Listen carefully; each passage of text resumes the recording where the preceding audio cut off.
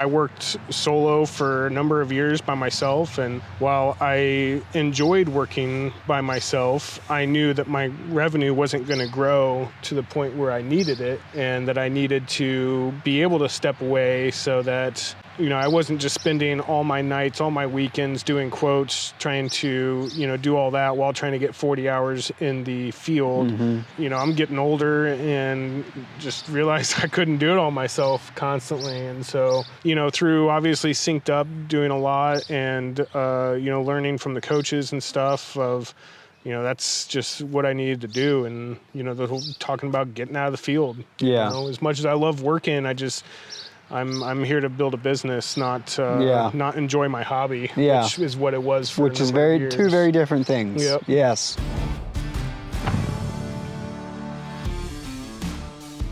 Well, welcome back to another episode of the Cost of Doing Business podcast. This time we are in Indiana at Mr. Elliot's beautiful estate here, the farm out in the farmland out amongst, just off the edge of all the development and the hustle and bustle. So. You got a beautiful property here. Thank you. Yeah. Love it.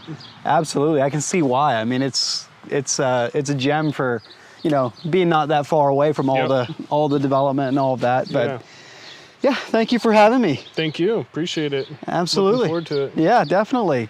For everybody listening, just give like an intro of yourself and your company and what kind of work you do.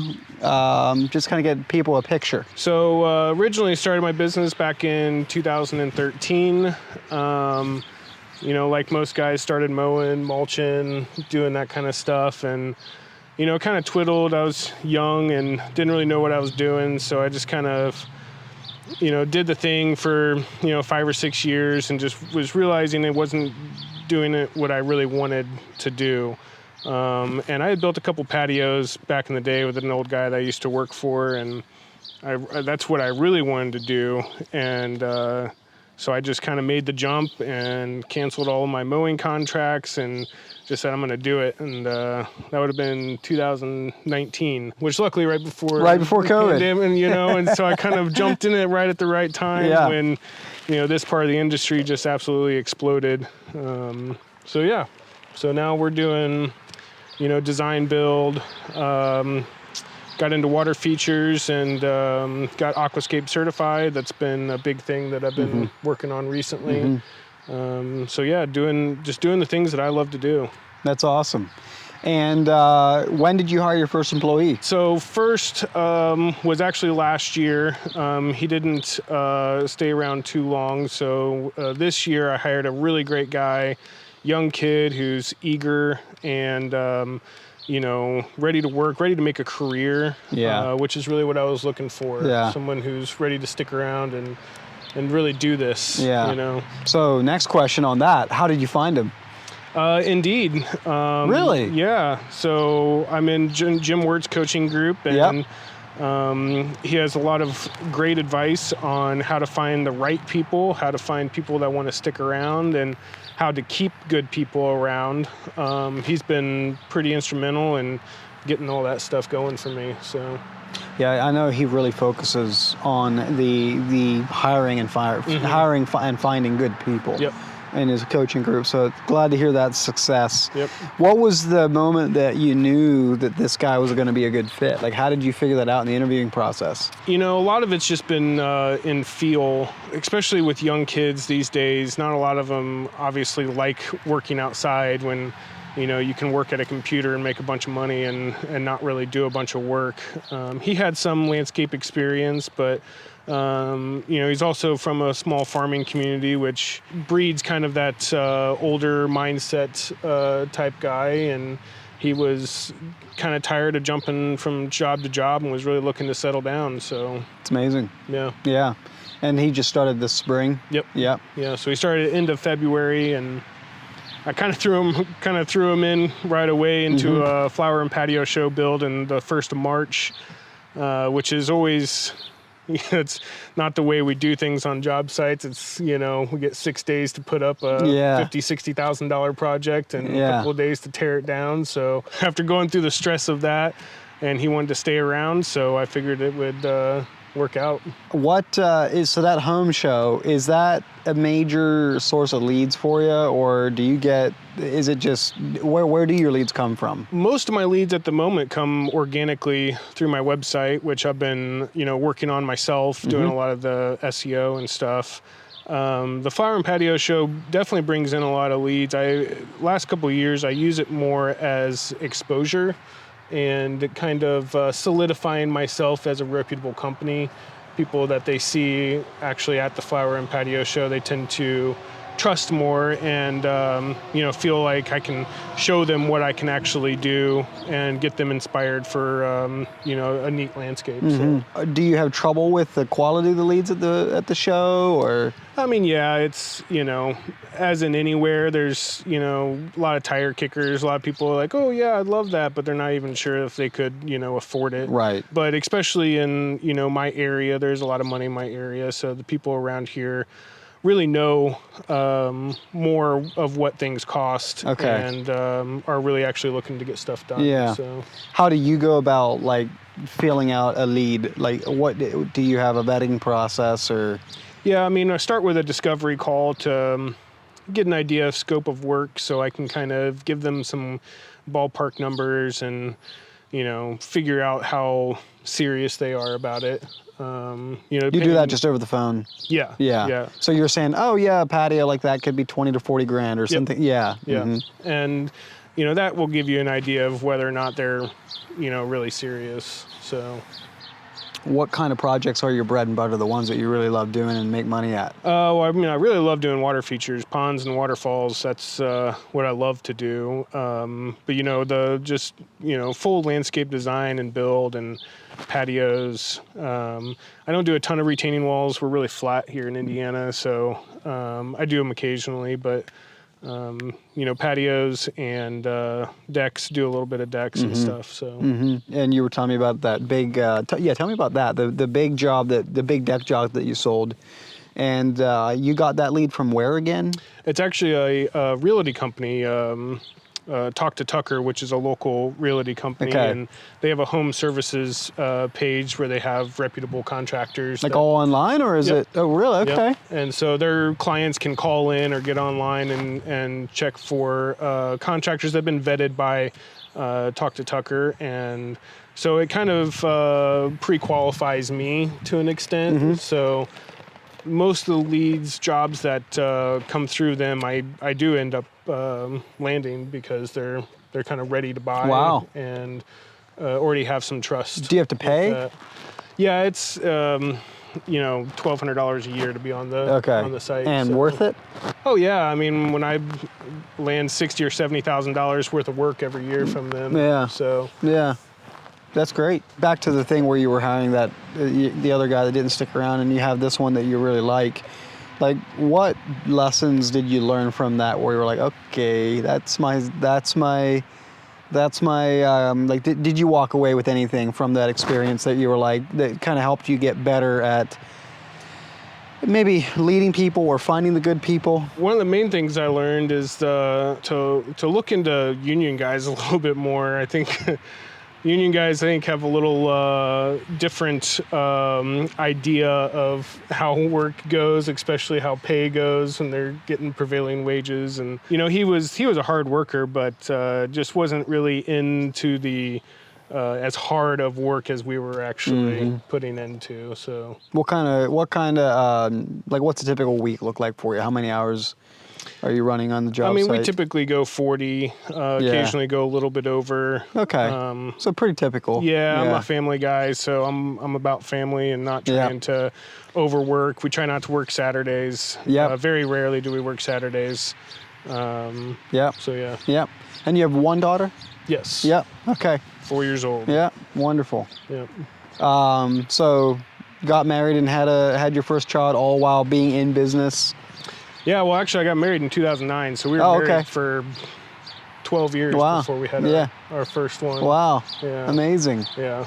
So since you had a child, did that change anything about the way you run your business? Oh, 100%. Okay. 100%. It was, my daughter was born in 21, and it was really 2019 when I really tried to rebrand and really focus on building my business. And that was around the time we had kind of started talking about having a kid, and I knew that if I was really going to provide the life that I wanted for my child, that I needed to buckle down and really focus on growing the business. Yeah. So, okay, got it. What did you do differently? A lot of it was just, like we talked about, investing in myself, doing some coaching groups, learning marketing. That was something that was completely out of my mind. Yep. In the early years, just really had no idea. I built an old website on Wix, 5 or 6 years ago, and it did absolutely nothing because there wasn't any SEO done to it. Had never run ads or anything like that. So I had, years ago, I'd been basically focused on Home Advisor, Angie's List, and never got quality leads through them. So I realized that I needed to jump on the organic approach and build an actual quality website. Went through several marketing companies and never really landed anything 100% with them. So really ended up investing in just my knowledge of marketing and figuring out how I can do it more than constantly paying somebody to do it when I don't even know what's going on with it. Mm-hmm. I can totally relate to the struggle of working with an agency that maybe didn't serve you, didn't do anything for you, and then figuring it out yourself. I mean, I had a very similar story at Texas Landscaping. Mm-hmm. But as a follow-up, do you view that as a stopgap solution or a indefinite solution where you're handling your own marketing? Like, do you feel like you went in to kind of educate yourself, learn about it, and eventually you'll again delegate that again? Or Yeah. do you intend to keep it under your on your plate? No, I mean, personally, I'd rather not do it. Yeah. I think with just kind of the growing pains of trying to hire my first guy and get enough revenue to the point Yep. where I can afford a quality company rather than kind of the fly-by-night companies Yep. that don't really charge that much. So I kind of took it upon myself to learn it so that I know it and I can be get the informed. initial growth. Yeah. And then, I'm informed. So when I hire somebody, I know what they're doing. I can tell what they're doing and whether or not, what they're doing is actually helping. Yeah. Yeah, makes sense. In your whole kind of story from when you started and then got serious, what was the most difficult challenge that you encountered or overcame? I think a lot of it was just hiring, finding the right person. I worked solo for a number of years by myself, and while I enjoyed working by myself, I knew that my revenue wasn't going to grow to the point where I needed it, and that I needed to be able to step away so that I wasn't just spending all my nights, all my weekends doing quotes, trying to, do all that while trying to get 40 hours in the field. Mm-hmm. And, I'm getting older and just realized I couldn't do it all myself constantly. And so, through obviously SynkedUP, doing a lot and, learning from the coaches and stuff of, that's just what I needed to do. And, the whole talking about getting out of the field. Yeah. As much as I love working, I'm here to build a business, not enjoy my hobby, which is what it was for which is years. Two very different things. Yep. Yes. Yep. And I will say, for where you're at in your journey, the revenue you have, you are you're investing heavily in coaching and in the right tools and the right people, and I just want to commend you for that. A lot of people in the early days, you're not really in the early days, but in that leap trying to go from owner operator to having a team, a lot of people fail to realize the value in investing into your own growth, into your own knowledge and skills. And basically what I'm saying, said another way, is that there comes a point when you tap out and can no longer outwork the problem. Yep. Exactly. That's what I was feeling of.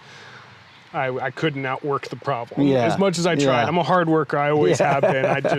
that wasn't happening anymore. Yeah. So. And then you just have to be okay, how do I be How do I find areas that I can leverage and leverage them? You spend your time on high leverage, high value tasks. Yep. And delegate the ones that aren't. And it doesn't mean that you don't get to work in the field anymore. It's working in the field because you want to versus working in the field because you have to Yep. are very different things. Yeah, exactly. If I could have a crew running and on days that they needed help, be able to go actually do the help, but have time to focus on selling, which was another one of my big bottlenecks of making sure that I had time to sell, to work on quotes, and to close work, because that's really what my main job needs to be, is to close work. Yeah. So. What would you say is a lesson you've learned in closing work over your business journey? Like, was there something you used to do that you no longer do, or something that you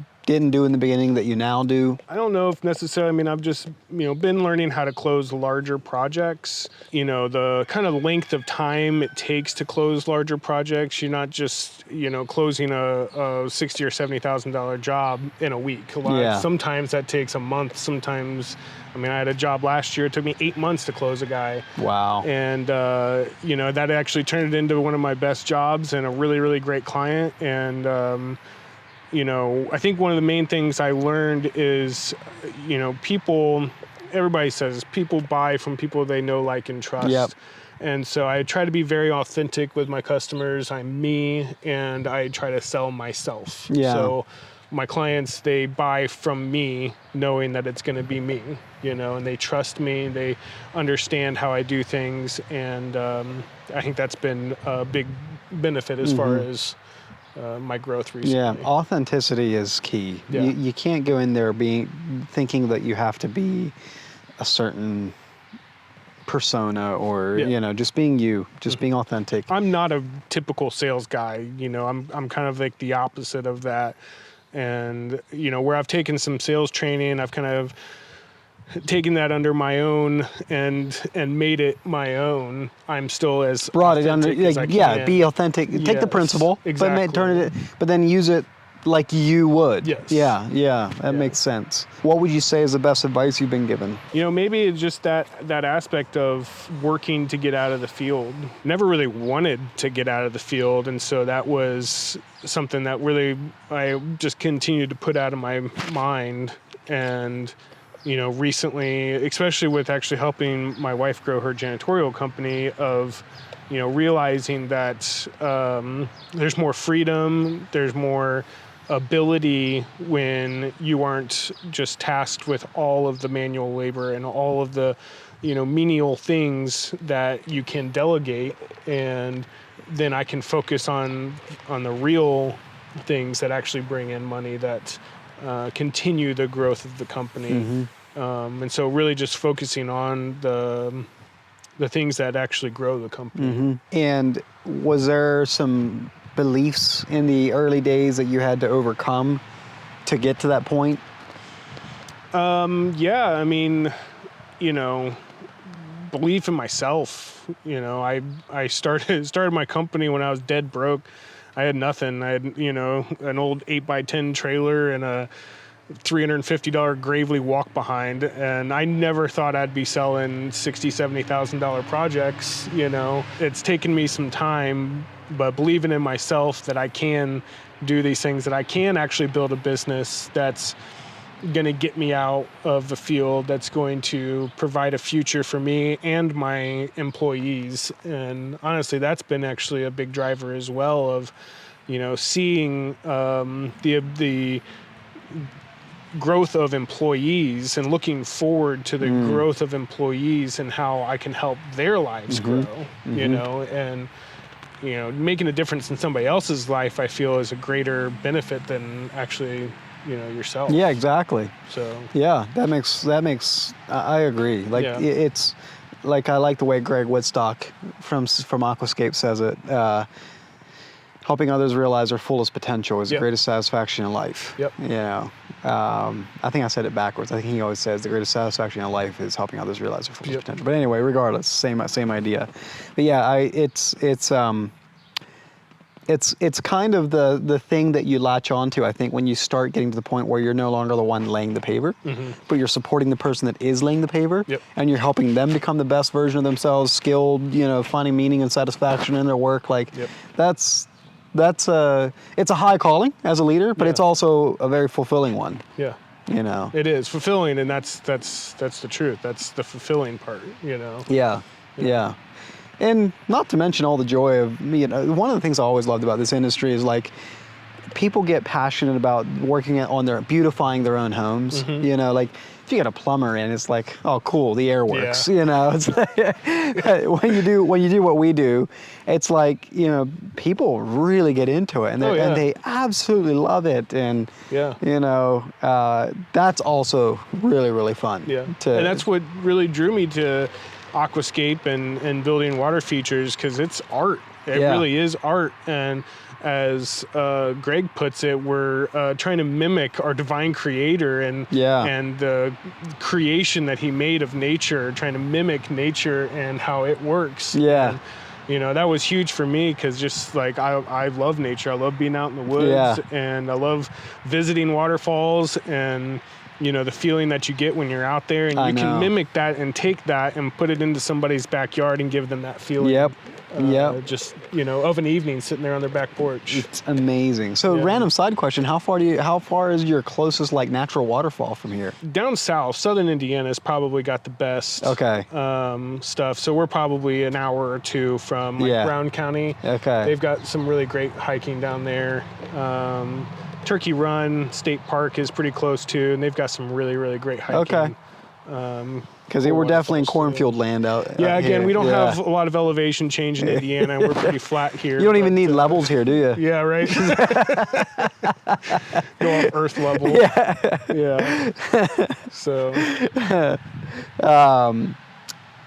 So your story is really interesting. Like, if you were to go back to when you started, when you weren't really taking the business seriously, or I'll let you pick with this question. Either back when you started, before you really took the business seriously, or at the moment that you did start to take it seriously. Like, what from either of those points, what is one thing that you would do differently if you would go back, if you had the chance to do it over? I was risk adverse for many years, and just tried to make it the easy way, slow growth, that kind of stuff. And that's what I realized, that that wasn't really getting me anywhere. And, through, hearing coaches and stuff like that of, you got to take risks. It's risk and reward. And, like hiring my first marketing company was a bit of a risk, because it was a little bit out of my budget range, but I knew that if I was going to actually make some growth happen, that I needed to invest. It's that you gotta spend money to make money. And so I was investing more than I really had comfort doing, but that has continued, and the more risks I take, the more comfortable I am taking risks, and the bigger risks I can actually take, which is the bigger rewards that come. I think that's key, because I think there's something about being an owner-operator without a team that makes you feel insulated, like you're not taking a lot of risk, right? And I almost couldn't fail. Right, and there's something about that. There's something about that insulation, if you will, that makes you kind of optimize for being risk averse, which actually keeps you trapped in your own boundary. 100%.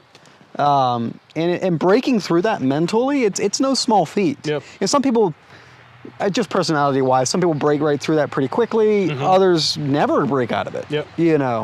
But it is suffice to say, it is uncomfortable. It is. It is. But there's no growth in comfort. That's right. I don't know if it's original with Alex Hormozy, but he posted on social media like the whole thing of like, if you want to grow, get comfortable, get used to pain. Get comfortable being uncomfortable. Because there is no growth costs pain. But as humans, we want to avoid it, and so it's a bit of a paradox to us. It is. Yeah, it is a lot of going against our human instinct, I guess, of safety and comfort, pushing outside of that. But I mean, I feel like that's what makes us entrepreneurs, that we do things that most people wouldn't dream of doing or wouldn't, even think about doing. Yep, but it connects back to your earlier comment about no risk, no reward. Like that's also where our reward comes from. Yep. So you signed on with SynkedUP way back in the early days. Yeah. 4 years ago ish. Yeah, I think it was 21, early 21. And we were talking over lunch, and we were kind of like, I was like, yeah, you know what? I remember that. Like that was. I remember talking to you on Zoom, but I didn't realize like how early you were or how, in your journey at that time. So here's my question. Well, actually, do you remember what kind of revenue you had at that time? I think I was a little over 100,000 a year. Okay. So here's my question. We talked to quite a few people that are at 100 grand. I would say probably 80% of people at that size, fail to see the value in buying a platform to price their work and track their work. Mm-hmm. Why did you see the value, or what made you buy? I had already invested a little bit because I had actually been on with, I think I was with them for about a year beforehand. Yep. And, their system worked, and it's nothing against their system. But what really attracted me to SynkedUP was the support that I saw you guys constantly reaching out to people, constantly trying to innovate and stuff like that. And just knowing that, especially, in the early days, being a small company, I knew you guys were going to be there for me and to really help along. And what I didn't realize getting into it was the support was even more than I expected. I had a budget but I did it all myself. And so I wasn't 100%. I wasn't necessarily confident in it, And after, sitting down with Chris and getting his absolute fantastic advice and, him really helping push my business of like, well, if this is where you want to go, then this is what you need to shoot for. And, like I said, it was a little uncomfortable at first of, thinking I was going to raise my hourly rate by that much. And, it's only gotten better continuously. Mm-hmm. So it is. But kind of to the same thing about the thing we were saying about breaking through that comfort of risk averse or whatever, like breaking through the barrier from just kind of basing your hourly rate based on what you think you're worth. Compared to the rest of the guys in town, like this is what I think I'm worth, which is nothing more than an emotional self-worth formula, right? Mm-hmm. And breaking through that and turning it into, well, I have this equipment, I have this expense, I have this insurance, I have I have this marketing, and putting all that in, and then say like, well, what do I have to charge? Yep. And then the immediate follow-up is like, people will never pay that. Yep. And then you finally get to the point where you're like, whatever, I'm just going to send a proposal. Hit send, and then they sign. And you're like, whoa. Yep. So. And that's those little confidence boosts that as you go really, really help in, feeling comfortable charging what you're actually worth or what you need to do to make money, because we're here to make money. I'm not... yes, it was a hobby for a couple of years, but I'm not here to do this as a hobby. I'm here to, build my life and build my employees' lives. Yeah. That's what was needed. Here's what I want to pick your brain on. Let's say you're talking to other people at that $100,000 of revenue range, and they're maybe on pen and paper or on QuickBooks and spreadsheets or whatever. Like, what would you say to them? Like, how would you advise that they think through the cost-benefit analysis of getting a system like SynkedUP versus just doing it manually on pen and paper or spreadsheets or whatever? Well, I mean, if you're a finance major and you know exactly how to do that, then cool, go ahead. But I don't think very many of us are finance majors that are out, landscaping right now. Yeah. So, I mean, it's just pick what you want. Are you wanting to build a business? Because if you want to build a business, then you have to charge what you need to actually grow, not just make break even. Yep. You need to actually make enough to grow and to continue to grow. And that's, again, with the support of Chris and the SynkedUP crew of being able to put in my numbers the way that they're supposed to be and the way that they need to actually grow. then I mean, I think that's really the only way. If you, if, like I said, if you're not a finance major, then having this program is really the only other way. And especially where it got to the point of like being able to do quotes quickly. Yes. And not have to kind of run my numbers again every time to make sure that this is actually going to work and stuff. You know, like I said, before I signed on, I was like, oh, I'm charging $65 an hour, you know, and that was just because I thought that was industry standard at the time, you know. And even at that, I mean, industry standard was probably way over that, especially for design build. I was, you know, low end maintenance stuff, Right. and that's didn't get me anywhere. Yep. Did you have any hard time, like when you did your first SynkedUP budget, like did you have a hard time with that, like being like, people weren't going to pay that, or did you already know? I mean, slightly, because I had, you know, gone through it with for a little bit. Yeah. Now, my budget was more kind of the break even, because I was just Sure. trying to squeeze by enough to get it going, and you know, getting it in there and getting my numbers to how I would need to grow. It was a little uncomfortable. Yeah. I think that's a key thing to call out there, because when you're in that early phase, before you're like full on building a team and all of that, it's easy to think like, well, I made X dollars per year or per hour or per week, like I'm good. Yeah. You know, it's easy to think that. Yeah. But you have to remember, you're growing a business, and even if you're a party of one, right, you still have a business, meaning you have expenses, you know, so that what might feel like really good money, I don't know, let's just pick a random number, 10 grand a month, might feel like really good money. Well, hang on a sec. Let's see if that's probably a half, if not more of that, is going to vanish right through your fingers on business expenses. It's not going to end up in your pocket for personal income. Yep. You know, so I think that's a kind of a realization that every solopreneur kind of it dawns on them. Definitely. Yeah. Yeah, and honestly, going back to that, you know, one of the things that really helped me come on to the SynkedUP was the job costing, because I had never done job costing. And when I actually started going in and you know, oh yeah, you think you made money on that job, but if you actually go through and, oh well, you didn't really make that much money, and was that enough money to get you through until you got the next job, you know? Yep.